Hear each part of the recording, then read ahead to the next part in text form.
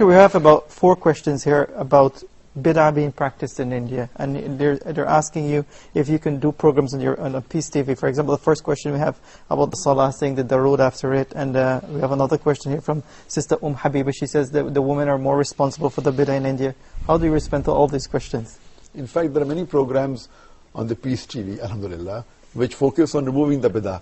And you know, there are thousands and hundreds of thousands of Bidah throughout the world. And every culture has their own set of Bidah. And India not being unlike, they have many Bidahs. Anything which is against the Quran and the Sahih Hadith, which people think it's part of the deen, it's our duty to tell them that this is not our deen. And this comes because of the culture. What we realize that Indians, most of us initially, we were Hindus. We don't have Arab blood in us. Maybe a few, but the majority of us, we are coming from a background which were Hindus.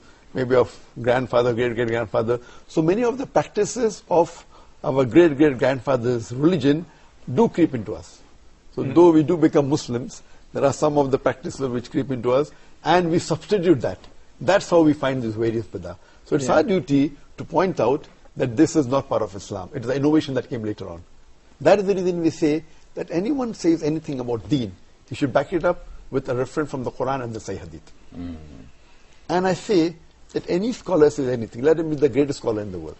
We follow Allah, His commandment in the Quran, and the Prophet Muhammad, his commandments, and his way of life, and the next 3 generations.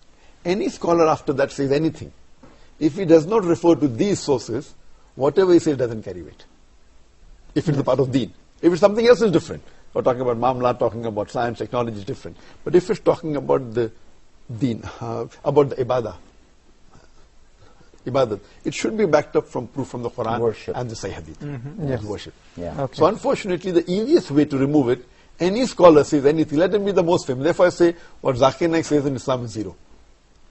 But whenever I give, I always, when I give an answer, I back it up with the reference of the Quran and Sahih Hadith. Even if you try it and it does work still, it's not sunnah. Not because you tried something and it does work, like you recited a certain chapter several times and you say, this is cool, this is good, as far as if somebody is sick, you can recite this chapter several times. You cannot say, I tried it myself and it does work. You cannot say that. That's right. So the main thing is that whenever anything is deen, it should back to the Quran. So when we find all these innovations coming in India, I request the people, Muslims, to ask reference from the shaykh.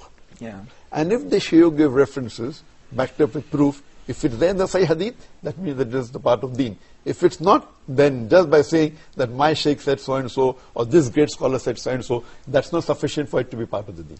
Okay, Jazakallah khair. We have